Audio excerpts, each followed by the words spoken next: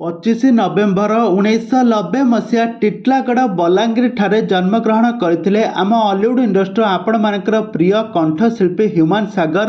ସେ ଆଜି ଆଉ ଆମ ଗହଣରେ ନାହାନ୍ତି। ଆଜି ଆମେ ଜାଣିବା ଯେ ସେହି ହ୍ୟୁମାନ ସାଗରଙ୍କ ଘର ପରିବାର, ତାଙ୍କର ପର୍ସନାଲ ଲାଇଫ୍ ସମ୍ପର୍କରେ, ତାଙ୍କର ପରିବାରରେ କିଏ କିଏ ସବୁ ସଦସ୍ୟ ଅଛନ୍ତି, ତାଙ୍କର ସଂଘର୍ଷମୟ ଜୀବନ କାହାଣୀ, ତାଙ୍କର ସମୁଦାୟ ସମ୍ପତ୍ତି କେତେ, ତାଙ୍କ ଘର ବାଡ଼ି ସେ କେତେ କୋଟି ଟଙ୍କାର ମାଲିକ, ଆଉ ଏହା ସହିତ ତାଙ୍କ ବିଷୟରେ କିଛି ଅଜଣା କଥା ଜାଣିବା, ଯେଉଁ କଥାକୁ ସେ ଆଜି ପର୍ଯ୍ୟନ୍ତ ବି ଲୁଚେଇକି ରଖି ଆସିଥିଲେ।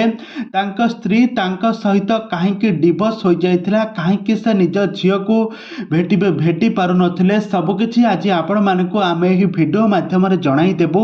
କାହିଁକିନା ଯେଉଁ ମଣିଷ ଆଜି ସେଇ ସତକୁ ସବୁ ଲୁଚେଇକି ରଖିଥିଲା, ଆଉ ସେ ଆଜି ତ ସେ ଆଉ ମଣିଷ ନାହିଁ, ଆଉ ସେ ସତ ଲୁଚିକି ବା କାହିଁକି ରହିବ। ତ ଦର୍ଶକ ବନ୍ଧୁ, ଆପଣମାନେ ତ ହ୍ୟୁମାନ ସାଗରକୁ ବେଶ ଭଲ ଭାବରେ ଜାଣିଥିବେ।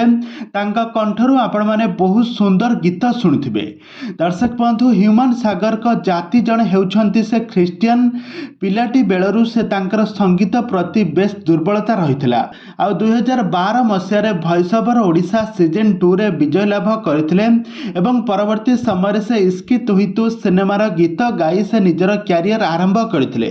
2012ରୁ 2025 ଯାଏଁ ସେ ପ୍ରାୟ 15,000ରୁ ଅଧିକ ଗୀତ ଗାଇ ସାରା ଓଡ଼ିଶାର ଲୋକମାନଙ୍କ ମନରେ ଗୋଟେ ଅଲଗା ପ୍ରକାର ସ୍ଥାନ ବନେଇ ପାରିବାରେ ସଫଳ ହୋଇଥିଲେ। ତାଙ୍କର ପ୍ରଥମ ଫିଲ୍ମ ଗୀତ ହେଉଛି ଇସ୍କି ତୁହି ତୁ। ଏହି ସିନେମା ଗୀତ ପାଇଁ ସେ ପ୍ରଥମେ ନିଜର କ୍ୟାରିୟର ଆରମ୍ଭ କରିଥିଲେ।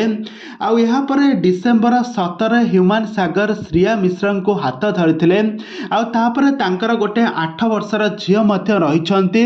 ଆଉ ଏହା ସହିତ ହ୍ୟୁମାନ ସାଗର କାହିଁକିନା ସେ ତାଙ୍କ ସ୍ତ୍ରୀକୁ ବାଧ୍ୟ କରିଥିଲେ କି ସେ ତାଙ୍କ ଖ୍ରୀଷ୍ଟିଆନ ଧର୍ମରେ ସାମିଲ ହେବା ପାଇଁ, କିନ୍ତୁ ତାଙ୍କ ସ୍ତ୍ରୀ ଏକଥା ଆଦୌ ବି ସମ୍ଭାଳି ନଥିଲେ କି ଏକଥା ଆଦୌ ବି ସହମତ ହୋଇ ନ ହୋଇ ତାଙ୍କ ପରିବାର ଠାରୁ ଦୂରେଇ ଯାଇଥିଲେ। ତାଙ୍କ ଝିଅକୁ ନେଇକି ସେ ଦୂରେଇ ଯାଇଥିଲେ।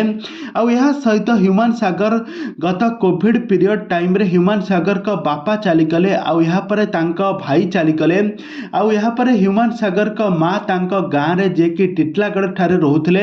ହ୍ୟୁମାନ ସାଗର କଟକରେ ତାଙ୍କର ବାସଭବନ, ଯାହାକି ସେଠାରେ ତାଙ୍କର ଆଲିଶାନ ଘର ରହିଛି, ସେଠାରେ ସେ ରହୁଥିଲେ। ତ ହ୍ୟୁମାନ ସାଗର ତାଙ୍କ ସ୍ତ୍ରୀଙ୍କ ଠାରୁ ଡିଭୋର୍ସ ଥିଲା, ତାଙ୍କ ସହିତ କଥାବାର୍ତ୍ତା ହେଉନଥିଲେ, କିନ୍ତୁ ତାଙ୍କ ଝିଅକୁ ସବୁବେଳେ ଦେଖିବା ପାଇଁ ସବୁବେଳେ ବ୍ୟାକୁଳ ହେଉଥିଲେ, ସବୁବେଳେ ବହୁତ ମିସ୍ କରୁଥିଲେ। ଆଉ ଏବେ ଆସନ୍ତୁ ଜାଣିବା ତାଙ୍କର ସମ୍ପତ୍ତି ବିଷୟରେ। ତ ଏବେ ଆସନ୍ତୁ ଜାଣିବା ହ୍ୟୁମାନ ସାଗରଙ୍କ ତାଙ୍କର ସମ୍ପତ୍ତି ବିଷୟରେ। କଟକର ଏକ ବାସଭବନରେ ତାଙ୍କର ଏକ ଆଲିଶାନ ଘର ରହିଛି। ଆଉ ଟିଟଲାଗଡ଼ରେ ତାଙ୍କର ପୈତୃକ ସମ୍ପତ୍ତି ରହିଛି, ଯେଉଁଠି ତାଙ୍କର ଅନ୍ତିମ ସଂସ୍କାର ଚାଲିଛି। ତାଙ୍କ ମା ପିଲାଟି ବେଳରୁ ବାପାଙ୍କୁ ହରାଇଥିଲେ, ଆଉ ତା ସାନ ଭାଇକୁ ହରାଇଥିଲା, ଆଉ ଏବେ ତା ବଡ଼ ପୁଅକୁ ହରାଉଛି ତା ମା। ଏବେ ହ୍ୟୁମାନ ସାଗର ସବୁଦିନ ପାଇଁ ଏକୁଟିଆ ହୋଇଯାଇଥିଲେ। ଡିପ୍ରେସନରେ ରହି ସେ ସବୁବେଳେ ତାଙ୍କ ଝିଅକୁ ଖୋଜୁଥିଲେ, ଆଉ ତାଙ୍କ ସ୍ତ୍ରୀକୁ ପାଖରେ ପାଇବା ପାଇଁ ଖୋଜୁଥିଲେ, କିନ୍ତୁ ଏଇଟା ସମ୍ଭବ ହୋଇପାରିଲା ନାହିଁ। ସେ ଶେଷ ସମୟରେ ମଧ୍ୟ ତାଙ୍କ ଝିଅକୁ ଖୋଜୁଥିଲେ। ଝିଅକୁ ଦେଖି ସେ ବ୍ୟାକୁଳ ହୋଇ କାଳେ ଖୁସିରେ ଟିକେ ମରି ପାରିଥାନ୍ତେ, ସେଇଟା ବି ତାଙ୍କ ସ୍ତ୍ରୀ ଆଦୌ ବି ହେଲା କରିବା ପାଇଁ ଦେଲେ ନାହିଁ। ତ ହ୍ୟୁମାନ ସାଗର ବର୍ତ୍ତମାନ ସମୟରେ ଆରପାରିରେ ତାଙ୍କର ଏବେ ଖ୍ରୀଷ୍ଟିଆନ ଧର୍ମ ଅନୁସାରେ ତାଙ୍କର ଏବେ ଅନ୍ତିମ ସଂସ୍କାର ଚାଲିଛି। ତାଙ୍କୁ କବର ଭିତରେ ରଖି ତାଙ୍କୁ ମାଟି ତଳେ ପୋତି ଦିଆଯାଉଛି, ଆପଣମାନେ ଜାଣିଥିବେ। ତେବେ ଦର୍ଶକ ବନ୍ଧୁ, ହ୍ୟୁମାନ ସାଗରଙ୍କ ଆତ୍ମାର ସଦ୍ଗତି ପାଇଁ ପ୍ରଭୁ ଜଗନ୍ନାଥଙ୍କ ନିକଟରେ ପ୍ରାର୍ଥନା କରନ୍ତୁ।